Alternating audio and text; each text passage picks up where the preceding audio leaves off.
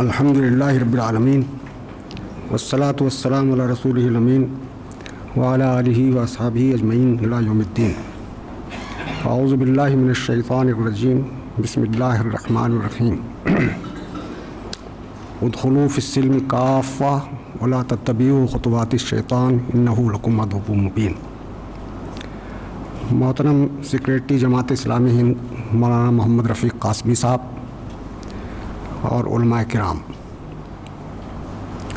ابھی جس موضوع پر مجھے گفتگو کرنی ہے اور اس کے بعد تبادلہ خیال کا بھی موقع ملے گا، وہ بہت نظریاتی اور فکری قسم کا موضوع ہے، یعنی جمہوریت اور شورائیت میں کیا فرق ہے۔ ہم سب اچھی طرح سے جانتے ہیں اور اس پر ایمان بھی رکھتے ہیں کہ اللہ تعالیٰ نے جو دین انسانوں کے لیے بھیجا ہے وہ انسان کی پوری زندگی کے لیے رہنمائی اور ہدایت کا سامان ہے، اس لیے ہم اس کو نظام حیات بھی کہتے ہیں۔ اس میں ایک فرد کے تزکیے کی ہدایات بھی موجود ہیں، اس سے یہ بات بھی اور یہ رہنمائی بھی ملتی ہے کہ معاشرے کی تشکیل اور تعمیر کیسے ہوگی صحیح بنیادوں پر۔ اس سے ہمارے سامنے یہ بات بھی آتی ہے کہ اگر ایسا موقع آئے گا کہ معاشرے کو ایک قوت نافذہ کی ضرورت ہوگی، معاشرے کو عدل و انصاف کے قیام کی ضرورت ظاہر ہے، ہر معاشرے کو ضرورت ہوتی ہے، اور اس کے لیے ایک ریاست کی تشکیل ہوگی تو وہ کن خطوط پر ہوگی، یعنی معاملہ فرد کا ہو یا سوسائٹی کا ہو، سماج کا ہو یا ریاست کا ہو، اللہ تعالیٰ کے دین میں ہر سطح کے لیے ہدایات موجود ہیں اور مکمل اور بہترین ہدایات موجود ہیں۔ ہاں، مگر آپ اچھی طرح سے جانتے ہیں کہ مسلمانوں کے اندر بھی زوال آیا، شروع میں خلافت راشدہ کا نظام قائم ہوا صحیح خطوط پر، افراد بھی بنے، قرآن کریم جن اوصاف کو بیان کرتا ہے ان اوصاف کے حامل افراد بھی معاشرے میں دکھائی دیتے تھے۔ سورہ مومنین دیکھیں، سورہ معارج دیکھیں، اور جس بہترین معاشرے کی بات کرتا ہے اسلام اور قرآن، وہ معاشرہ بھی مدینے میں موجود تھا، ساری دنیا دیکھ سکتی تھی، بچش میں خود مشاہدہ کر سکتی تھی۔ اور جس ریاست کی بات قرآن نے اور اسلام نے کی ہے وہ ریاست بھی دنیا نے دیکھی اور دنیا نے آج تک اس کا اعتراف کیا ہے کہ ایسی ریاست کبھی دنیا میں قائم نہیں ہوئی، اسے خلافت راشدہ کہتے ہیں، یعنی راست رو حکومت قائم ہوئی، صحیح راستے پر چلنے والی اور صداقت پر مبنی ریاست۔ اس کے بعد بھی مسلمانوں میں اسلامی شریعت بڑی حد تک قائم رہی، لیکن جیسا جیسا زوال ہوتا چلا گیا، اسلامی ریاست کی وہ شکلیں جو دنیا نے پہلے خلافت راشدہ کے زمانے میں دیکھی تھی وہ کم سے کم تر ہوتی چلی گئیں۔ یہ تو مسلمانوں کا ہے، تفصیل میں جانے کا موقع نہیں ہے، لیکن اس کے ساتھ ساتھ ابھی میں نے قرآن کریم کی جس آیت کی تلاوت کی ہے، آپ بار بار پڑھتے ہوں گے، تذکیر بھی کرتے ہوں گے، اس میں یہ بات فرمائی اللہ تعالیٰ نے کہ تم دین میں پورے کے پورے داخل ہو جاؤ۔ تو پورے کے پورے دین میں داخل ہونے سے مراد یہ ہے کہ فرد کی حیثیت سے ہمیں کیا کرنا ہے، معاشرے میں ہم ہیں، معاشرہ ہم کیسے بنانا ہے، اور ریاست بنے گی تو وہ کن خطوط پر بنے گی، تو ہر سطح کے لیے جو ہدایات موجود ہیں ان ہدایات کی روشنی میں ہمیں ہر سطح پر اپنی زندگی گزارنی ہے۔ اس کے آگے یہ بات فرمائی کہ ولا تتبعوا خطوات الشیطان، اور شیطان کی پیروی نہ کرو۔ اس کے معنی یہ ہے کہ اللہ کے دین کے علاوہ چاہے وہ مشرکانہ مذاہب ہوں، چاہے وہ الہادی نظریات ہوں، فلسفے ہوں، اور کتنے ہی عقل کے گھوڑے دوڑا کر انسانوں نے نظریات بنائے ہوں، وہ شیطان کی پیروی ہے۔ اور یہ بات میں نے اس لیے کہی کہ اگر آپ 200 سال پرانی تاریخ دہرائیں دنیا کی، تو یورپ میں چار شیطان کی اولادیں پیدا ہوئیں۔ آپ نے اس پر غور کیا ہوگا کہ شیطان نے 4 اولادیں پیدا کی یورپ میں، اور جن کی پیروی دنیا کر رہی ہے۔ اگر اسلام کو ہم ایک طرف رکھ دیں تو جتنی نظریات اور افکار اور مشرکانہ تہذیبیں ہوں یا نظریات ہوں وہ شیطان کی پیروی میں گویا ہو رہی ہیں۔ کیا تھے وہ 4 شیطان یا شیطان کی اولاد؟ ایک صاحب تو مارکس اٹھے, انہوں نے کہا کہ صاحب انسان کی اور کوئی ضرورت نہیں ہے, معاشی حیوان ہے وہ, نہ اس کو روحانیت کی کوئی ضرورت ہے, نہ اسے خدا کی کوئی ضرورت ہے, بلکہ اس کی معاشی ضرورتیں پوری ہونی چاہیے تو انسان گویا اس کی ضرورتیں ساری پوری ہو جاتی ہیں. بلکہ خدا کو اور مذہب کو تو انہوں نے کہا کہ یہ تو افیون ہے جو مذہبی لوگوں نے اور سرمایہ دار لوگوں نے غریبوں کا استحصال کرنے کے لیے بنا لیا ہے.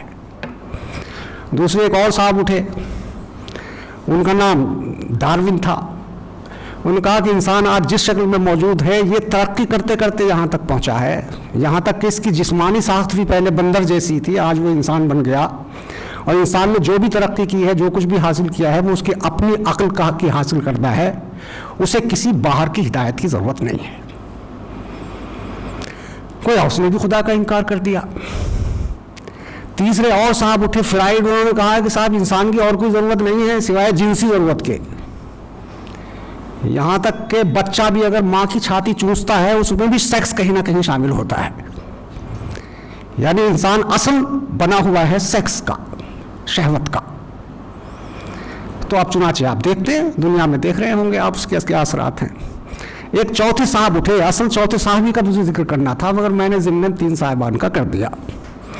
تو چوتھے صاحب دورکائم نام ہے ان کا, انہوں نے کہا کہ صاحب انسان کی اجتماعی عقل ان کی رہنمائی کے لیے کافی ہے. اجتماعی عقل کو آپ سمجھ سکتے ہیں نہیں, جو انسان مل کر کے کوئی بات سوچ لے, کوئی فیصلہ کر لے, یہ انسان مل جل کر کے کسی نتیجے تک پہنچ جائیں, کسی فیصلے پر پہنچ جائے, تو وہ انسان کی رہنمائی کے لیے کافی ہے, اور کسی رہنمائی کی انسان کو ضرورت نہیں ہے. اور کسی رہنمائی کی جب بات آتی ہے تو وہی خدا کی رہنمائی کی بات ہے جو وہ تردید کرتے ہیں.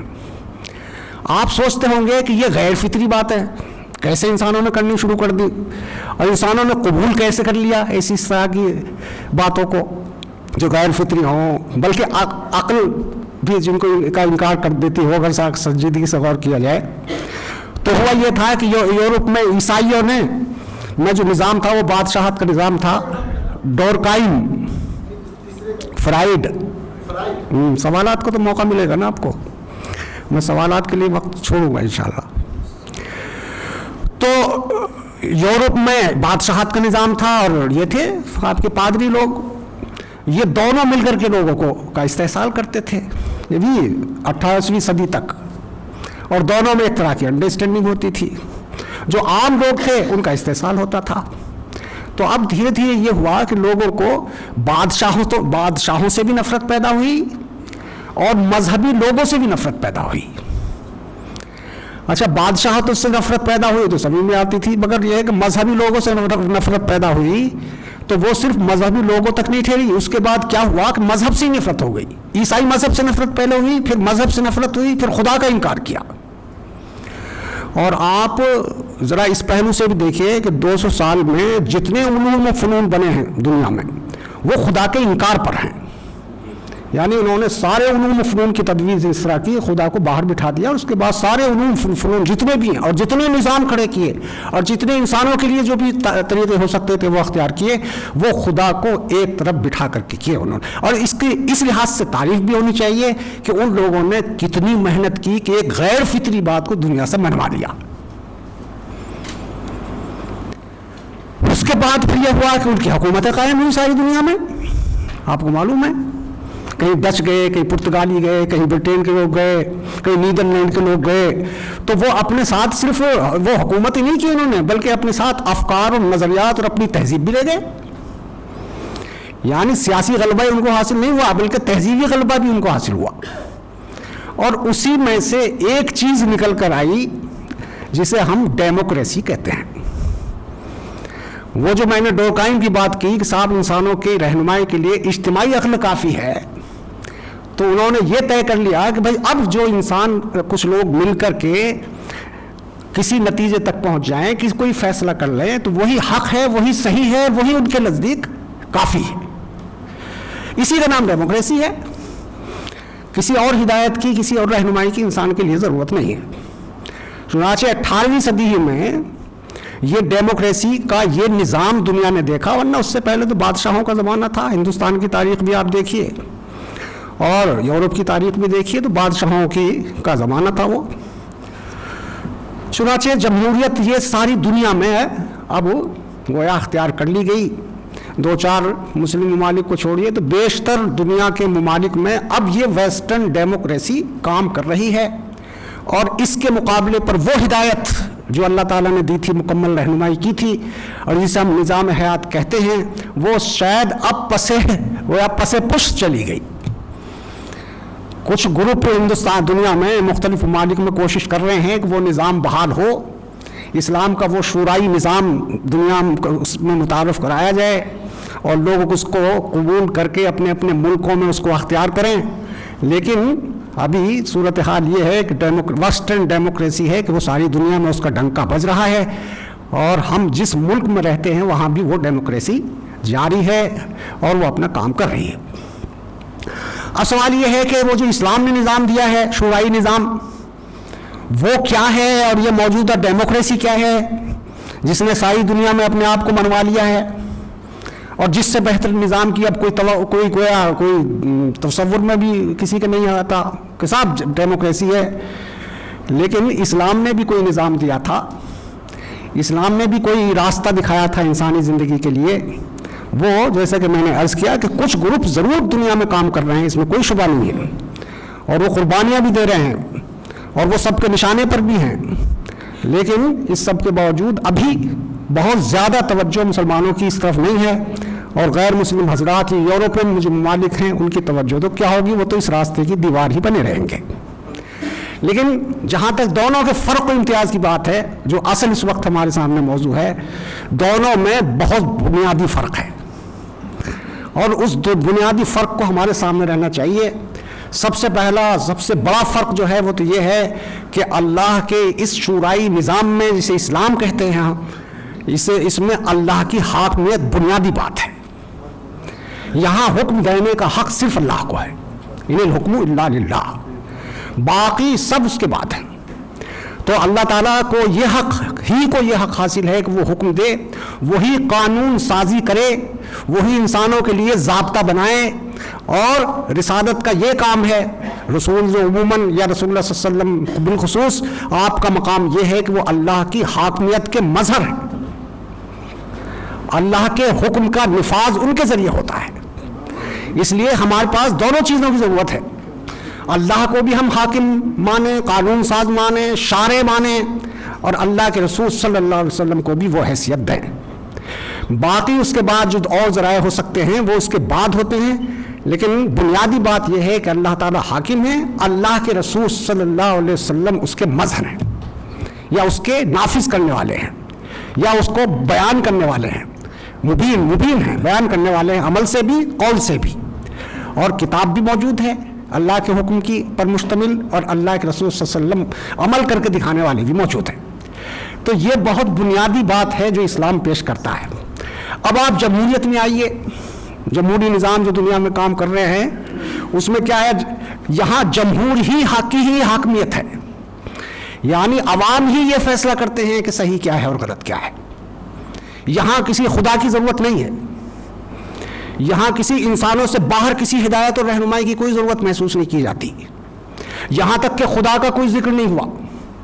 अभी एक साहब बता रहे थे कि हिंदुस्तान की पार्लियामेंट में ये बहस चली कि साहब आज़ादी के बाद हमने क्या पाया क्या खोया। तो साहब लोगों ने बहस की, इकोनॉमी ऐसी हो गई, तालीम में हम ऐसे चले गए, फला ऐसा हो गया, फला ऐसा हो गया। एक साहब ने अलग से कहा, पार्लियामेंट में नहीं कह सके वो, उन्होंने कहा कि साहब ये कोई नहीं कह सका वहाँ कि साहब हमने सब कुछ खो दिया खुदा को छोड़कर, हमारा तो पूरा निज़ाम ही खुदा के इनकार पर मुश्तमिल है। तो इससे ज़्यादा महमूदी बात और क्या हो सकती है। तो पहली बात यह है कि इक़्तिदार आला अवाम का है। लिंकन ने एक डेफिनेशन दी है, लिंकन जो सदर थे वहाँ के अमेरिका के, democracy is the government of the people, for the people, by the people. यानी डेमोक्रेसी या जमहूरियत होती है अवाम की, अवाम के लिए, अवाम के ज़रिए। लेकिन हम ये कहते हैं, या इस्लामी तालीमात का निचोड़ ये है कि ये इस्लाम is the government of Allah by the people, for the people. यानी चलाएंगे इंसान ही चलाएंगे उसको, अब फरिश्ते चलाने के लिए नहीं आएंगे, लेकिन वो होगी अल्लाह की, ये इंसानों की तैयार की हुई नई चीज़ नहीं होगी। और सही बात यह है कि अल्लाह ही ताला बेहतर है جو سمجھ سکتا ہے انسانوں کی ضروریات کو اور ان کے مسائل کو. انسانیتوں کا علم تو بہت محدود ہے. وہ تو صحیح بات ہے کہ اپنے آپ کو بھی پوری طرح نہیں سمجھ پاتا. اپنے جیسے انسانوں کو کیا سمجھے گا؟ اپنے معاشرے کو گہرائی کے ساتھ کیا سمجھ سکتا ہے؟ اپنے ملک کو کیا سمجھے گا؟ ساری دنیا کو کیسے سمجھے گا؟ تو اس لیے اجتماعی معاملات میں قانون بنانے کا حق صرف انسانوں کو ہے. اور جیسا کہ میں تیسری بار کہہ رہا ہوں کہ یہ ڈورکہائم نے یہ غلط فہمی پیدا کی انسانوں کو، اور انہوں نے کہا کہ انسانی عقل کافی ہے انسانی رہنمائی کے لیے. تو یہاں سارے قوانین، سارے ضوابط، سارے بنیادی اصول وہ عوام ہی طے کرتے ہیں، یا عوام کے جو منتخب یا معتمد نمائندے ہوتے ہیں وہ طے کرتے ہیں. یہاں خدا سے اس کا کوئی تعلق نہیں ہوتا. اب دیکھیں کتنا بڑا فرق ہے، بنیادی فرق ہے. وہاں سب کچھ خدا ہے، یہاں خدا ہر موجود ہی نہیں ہے، نعوذ باللہ. تو ایک بات تو یہ ہے. تو گویا حاکمیت الہ کا معاملہ یہ ہے کہ وہ اسلام کی شورائی نظام کے اندر ہے، اور جمہوریت میں انسان ہی سب کچھ ہے، عوام ہی سب کچھ ہے. وہ جو کچھ بہتر سمجھتے ہیں وہ کرتے ہیں، اور جو کچھ وہ چاہتے ہیں وہ ہوتا ہے. انہیں کوئی روکنے والا ہاتھ نہیں ہو سکتا، اور وہ براہ راست بھی کر سکتے ہیں اور اپنے منتخب نمائندوں کے ذریعے سے بھی کر سکتے ہیں. ایک فرق تو یہ ہے.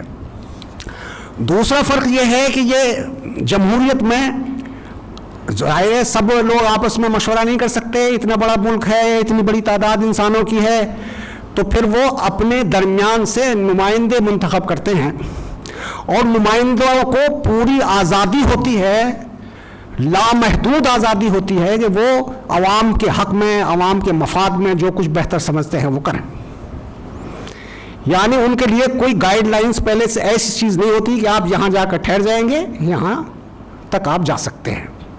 آپ شراب کو اگر مفید سمجھتے ہیں پیسے کے لحاظ سے تو آپ شراب کو جائز کر سکتے ہیں، لیکن ایسا نہیں ہے کہ وہ اگر شراب کو ناجائز قرار دے دیں تو ایسا نہیں ہے ان کے پاس کہ صاحب وہ کوئی ایسا بنیاد ہو کہ صاحب ہم اس کو جائز نہیں قرار دینا چاہیے. اگر فائدے میں ہے یعنی افادیت کا نظریہ ان کے سامنے رہتا ہے.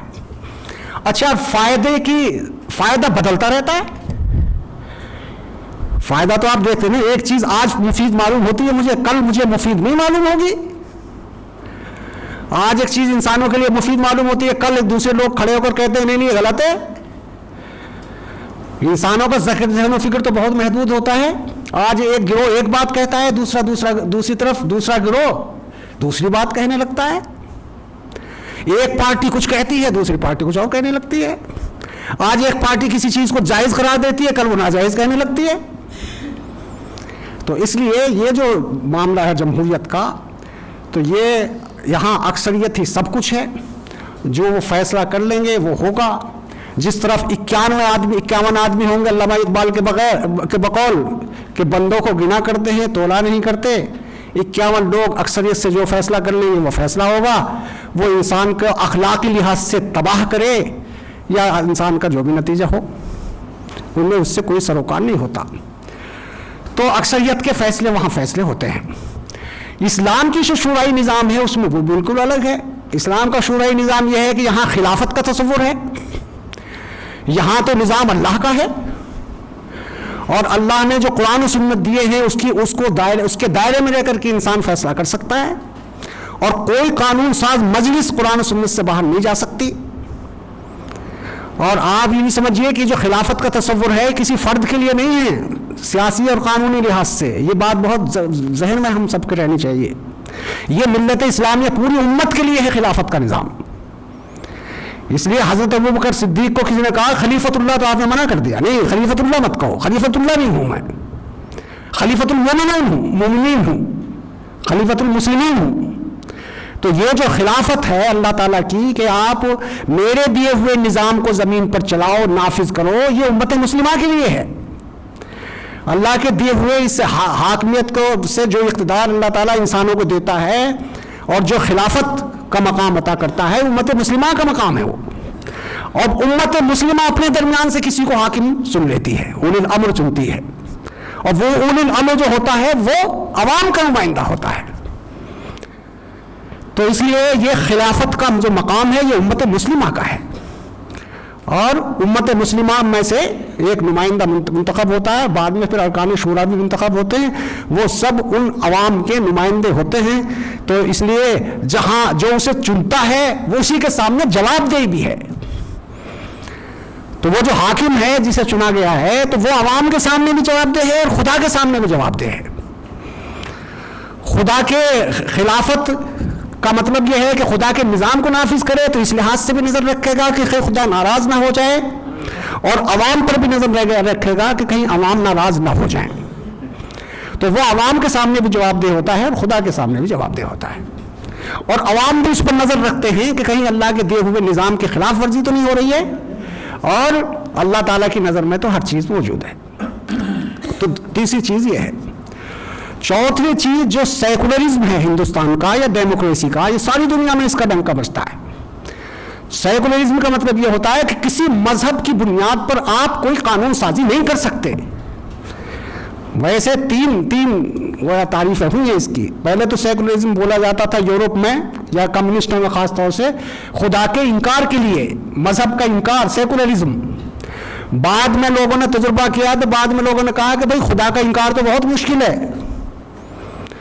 لیکن یہ ہو سکتا ہے کہ اجتماعی معاملات میں خدا کا کوئی رول نہیں ہوگا، اور مذہب جو ہوگا وہ پرائیویٹ مسئلہ ہوگا ہر فرد کا۔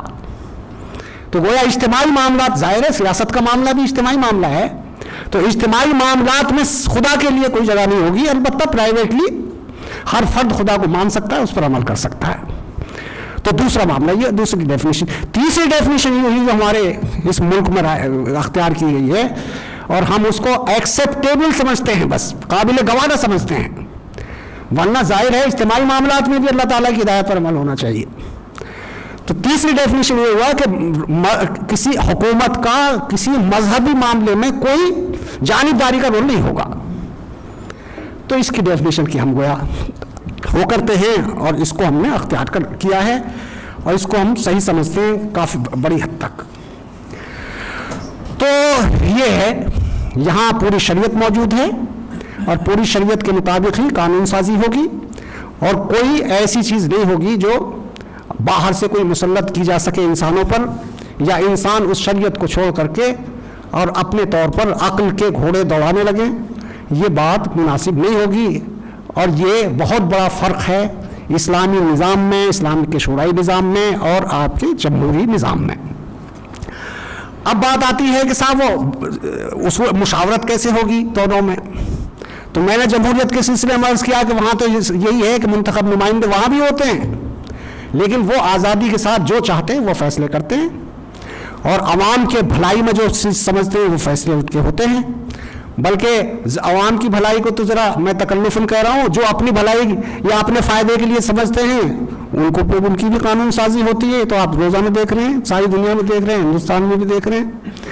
لیکن یہاں کا اصول یہ ہے، سب سے پہلا اصول تو یہ ہے کہ جو اولی الامر منتخب ہوگا، جو حاکم منتخب ہوگا، اس کو یہاں تو یہ ہے کہ جتنا گیا کوئی گزرا آدمی ہو، اب تو کردار کا کوئی معاملہ ہی نہیں رہ گیا سیاست میں، بلکہ اب سیاسی پارٹیوں کے سامنے کوئی ایجنڈا ہی نہیں ہے کردار سازی کا۔ اور یہ بات ذہن میں رہنی چاہیے کہ کردار بنتا ہے اصول سے، اگر اصول پر عمل ہو تو آدمی کا کردار بنتا ہے، اور اصول پر عمل نہ ہو تو بے کرداری ہوتی ہے۔ اور اگر کسی نظام میں متعین اصول ہی نہ ہو، اور چار انسان مل کر کے اصولوں کو بدل دینے پر قادر ہوں، اور اصولوں کی تبدیلی مسلسل ہوتی رہتی ہو، تو وہاں کوئی کردار بن سکتا ہے کیا؟ کردار بنتا ہی ہے متعین اصولوں سے، متعین قدروں سے۔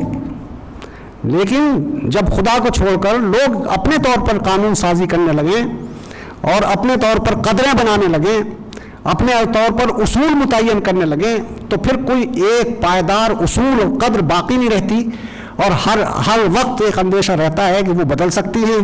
اس لیے لوگوں کا کوئی متعین کردار نہیں بنتا جب تک کہ وہ ایسی ہستی سے اپنا رابطہ نہ قائم کریں جو مستقل اصول دیتا ہے، جس کے سامنے زمانہ بھی موجود ہے، افراد بھی موجود ہیں، اور وہ گویا اس بنیاد پر انسانوں کی رہنمائی کرتا ہے کہ آپ ہر جگہ ان اصولوں کو اختیار کر سکتے ہیں، اور سارے انسانوں کے لیے وہ اصول قابل گویا استعمال قابل وہ ہوتے ہیں، اختیار کیا جا سکتا ہے۔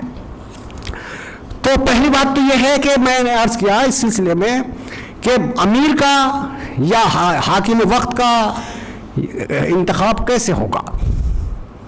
یہ تو آپ ہو رہے ہیں، دیکھ رہے ہیں کیسے لوگوں کو منتخب کر رہے ہیں، مگر اسلام میں تو بہت متعین بات ہے۔ یا الذین آمنوا ان تؤدوا الامانات الی اہلہا، بہت مشہور آیت ہے، آپ جانتے ہیں کہ بھئی اہل لوگوں کو آپ امانت سپرد کرو، اور یہ اقتدار بھی امانت ہی ہے اللہ تعالیٰ کی۔ تو یہاں تو دیکھا جاتا ہے کہ کس کے اندر تقویٰ ہے، کون آدمی صاحب خیر ہے، کون آدمی ایسا ہے جو بہتر ہے ان سارے لوگوں میں سے، جو پورے عوام ہیں، عوام کے درمیان کون بہتر ہے، کون خدا ترس ہے، کون اصول پسند ہے، کس کے اندر اچھی صلاحیت ہے، ساری چیزوں کو دیکھیں گے۔ پھر یہ بھی دیکھیں گے کہ منصب کی دوڑ میں تو شریک نہیں ہے۔ اللہ کے رسول صلی اللہ علیہ وسلم نے فرمایا کہ وہ شخص خائن ہے جو منصب کی طلب کرے۔ تو ایسے خائن کو کیسے ذمہ داری دی جا سکتی ہے جو ڈھول پیٹ پیٹ کر بتائے کہ صاحب میں تو سیوا کرنا چاہتا ہوں، اور سیوا کرنے کے نام پر چن کر جائے، پھر اپنے گھروں کو بھرے اور کرپشن کرے اور دوسری خرابیاں اس کے اندر پیدا ہو جائیں۔ تو یہ پہلی چیز یہ ہوتی ہے کہ اسلام میں جو امیر منتخب ہوتا ہے، جو حاکم وقت منتخب ہوتا ہے، اس کے کچھ اصول ہوتے ہیں، اس کے کچھ صفات ہوتی ہیں، اور پھر وہ عہدے کا حریص نہیں ہوتا۔ لیکن یہاں تو بالکل اس کے خلاف ساری چیزیں ہم اور آئے دن ساری دنیا میں دیکھ رہے ہیں کہ الیکشن جیتنے کے لیے کیا کیا طریقے اختیار کیے جاتے ہیں۔ وہاں یہ بھی ہوتا ہے کہ حاکم وقت جو ہے آزاد رائے کے ساتھ منتخب ہو، ان کو لالچ نہ دی جائے، خوف میں مبتلا نہ کیا جائے، اور بالکل آزادی کے ساتھ لوگ اپنی رائے قائم کریں، اور اس کے بعد جو منتخب ہو جائے وہ اپنی ذمہ داری کو ادا کرے۔ تو یہ دونوں میں کتنا بڑا فرق ہے۔ پھر خود مشاورت میں فرق ہے۔ مشاورت کا معاملہ یہ ہے کہ اسلام میں تو بہت بنیادی بات ہے۔ اسلام میں گویا مشورے کے بغیر فیصلے کرنا تو جہالت ہے اور اللہ کے احکام کی خلاف ورزی ہے۔ تو اس لیے بعض ہمارے مفکرین نے چار پانچ چیزیں بتائی ہیں کہ اسلامی شورائیت کیسے کام کرے گی، اور اسلامی شورائیت کو کس طرح سے آگے بڑھایا جائے گا، اس کو بھی آپ دیکھیے۔ اور موجودہ جو نظام ہے جمہوریت کا یا جمہوری شورائیت کا، اس کا بھی آپ روزانہ حال دیکھ رہے ہیں۔ تو پہلی چیز تو یہی ہے کہ جن لوگوں کا تعلق ہو معاملات سے، یہ کسی ایک فرد کو حق نہیں ہے کہ وہ دوسروں کے معاملات کے فیصلے خود کرے۔ جن لوگوں کا معاملہ جو لوگ متعلق ہیں معاملات سے، ان کا مشورہ شامل ہونا چاہیے ان کا۔ اب وہ براہ راست بھی مشورہ دے سکتے ہیں اور اپنے نمائندوں کے ذریعے سے بھی مشورہ دے سکتے ہیں۔ اب یہ نمائندوں کا انتخاب ہو سکتا ہے، اس میں بھی ہوتا ہے، اسلامی نظام میں بھی منتخب نمائندے ہو سکتے ہیں۔ اچھا، دوسری بات یہ ہے کہ آدمی خود غرضی گویا منمانی کیوں کرتا ہے؟ منمانی کرتا ہے عام طور سے دو وجہ سے، اور جو دونوں چیزیں بڑی قبیح ہیں اسلام میں۔ یا تو وہ اس لیے کرتا ہے کہ خود غرضی ہوتی ہے اس کے اندر، وہ چاہتا ہے کہ خود میں خود فائدے اٹھا لوں، مشورہ کریں گے تو پتہ نہیں کوئی بات طے ہو سکے نہ ہو سکے، کچھ لوگ اختلاف بھی کر سکتے ہیں، ہے نا، کوئی فیصلہ اس طرح کا نہ ہو جو میں چاہتا ہوں۔ تو یا تو خود غرض ہوتا ہے وہ، آپ چھوٹی سطح پہ بھی دیکھ سکتے ہیں، مدارس کی سطح پہ بھی دیکھ سکتے ہیں، چھوٹی چھوٹی تنظیموں کی سطح پہ بھی دیکھ سکتے ہیں، اور اسی طرح سے اور بڑے لیول پر ملکی سطح پر بھی دیکھ سکتے ہیں۔ وہ جو ذمہ دار ہوتا ہے وہ مشورے سے بچتا ہے اس لیے ہے کہ وہ کچھ چاہتا ہے، اور اندیشہ یہ ہوتا ہے کہ کہیں بات بدل نہ جائے اور لوگ اس کے لیے تیار نہ ہوں۔ اور دوسری چیز یہ ہوتی ہے کہ وہ حقیر سمجھتا ہے دوسروں کو، حقیر سمجھتا ہے کیا مشورہ کیا جائے ان سے، کہاں شعور ہے ان کو، یہ کیا جانتے ہیں، ان کا رول کیا ہے اب تک اس میں۔ اور ظاہر ہے وہ آپ نے سنا ہوگا کہ انسان کے برا ہونے کے لیے یہ بات کافی ہے کہ وہ دوسروں کو حقیر سمجھے۔ تو بات چاہے خود غرضی کی ہو، چاہے لوگوں کو حقیر سمجھنے کی ہو، یہ مومن کا شیوا ہرگز نہیں ہو سکتا۔ تو اس لیے، اور دوسری بڑی بات یہ ہے کہ دوسروں کے معاملات کا فیصلہ کرنا تو بڑی ذمہ داری کا کام ہے نا۔ پتہ نہیں ناانصافی نہ ہو جائے کسی کے ساتھ، کسی کے ساتھ گویا عدل کا حق ادا نہ ہو۔ تو جو آدمی خدا کو پر یقین رکھتا ہو اور آخرت کو مانتا ہو، وہ یہ گستاخی کر ہی نہیں سکتا کہ دوسروں کے فیصلے کر کے بوال اپنے سر لے، بلکہ اس کی خواہش یہی ہوگی کہ دوسرے بھی اس میں شریک ہوں اور اللہ تعالیٰ کے یہاں جواب دہی ہو، تو کم سے کم وہ سرخرو ہو سکے۔ یہ چند باتیں تھیں جو میں اس وقت عرض کرنا چاہتا تھا۔ ایک آدھ بات اور چلتے چلتے میں عرض کرتا ہوں، یہ ہے کہ یہ ہمارے جو عوام ہیں ان پر کوئی قدغن نہ ہو. آج کل آپ دیکھ رہے ہیں, ذرا سا بول کے دیکھیے تو کیا ہوتا ہے. یعنی رولنگ پارٹی یہ چاہتی ہے کہ اس کے خلاف کوئی آواز نہ اٹھائے, حالانکہ وہ اٹھانے والے اٹھاتے ہیں پھر بھی. لیکن یہاں کا معاملہ تو یہ ہے کہ یہ امیر یا جو جس کے ہاتھ میں اقتدار ہے وہ ڈرتا رہتا ہے خدا سے کہ کہیں ایسا نہ ہو کہ کسی کی حق تلفی ہو جائے. اور جو آدمی تنقید کرتا ہے تو اس سے اسے گویا ناراضگی نہیں ہوتی. وہاں تو حضرت عمر سے پوچھ سکتے ہیں کہ صاحب یہ چادر کہاں سے آئی. وہ کہتے ہیں کہ صاحب مہر اتنے ہونے چاہیے, تو بڑھیا ایک عورت کہتی ہے کہ صاحب آپ کہاں سے آ گئے. اللہ تعالیٰ نے تو کوئی پابندی نہیں لگائی اس پر, اللہ کے رسول نے کوئی نہیں لگائی. جس کی جو حیثیت ہے اس کے مطابق مہر مقرر کرے گا. لیکن یہاں جمہوریت میں تو یہ ہوتا ہے کہ طاقت چونکہ انہی کے پاس ہوتی ہے, اور عوام تو بیچارے 5 سال میں انتخاب کر کے بیٹھ جاتے ہیں. اور اب ایک ایک ایم پی, ایک ایک ایم ایل اے جو ہے وہ آج کے دور کا بادشاہ بن کر کے پھر حکمرانی کرتا ہے. پہلے ایک ہوتا تھا, اب سینکڑوں بادشاہ ہونے لگے. تو یہاں میں اور اس میں بہت فرق ہوتا ہے. جہاں تک شورا کا تعلق ہے تو شورا کے انتخاب کے سلسلے میں کوئی ایک متعین بات نہیں ہے. آپ حالات کے لحاظ سے اس کو مقرر کر سکتے ہیں, پارلیمنٹ بنا سکتے ہیں, 2 ایوانی بھی بنا سکتے ہیں, 1 ایوانی بھی بنا سکتے ہیں, کتنے لوگ منتخب ہوں گے, مگر اس کا خیال رکھنا ضروری ہوگا کہ وہ بہتر ہوں, خدا ترس ہوں اور اللہ کے سامنے جواب دہی کا احساس رکھتے ہوں. ایسے لوگوں کا انتخاب ہوگا. انتخابی نظام اپنے اپنے تمدن اور اپنے اپنے حالات کے لحاظ سے بنایا جا سکتا ہے, اور مشورہ گویا لازمی ہے, اور مشورے کے بغیر اسلامی شرعیت کوئی معنی نہیں رکھتی. یہ چند باتیں تھیں جو عرض کی گئی. وآخر دعوانا الحمدللہ رب العالمین.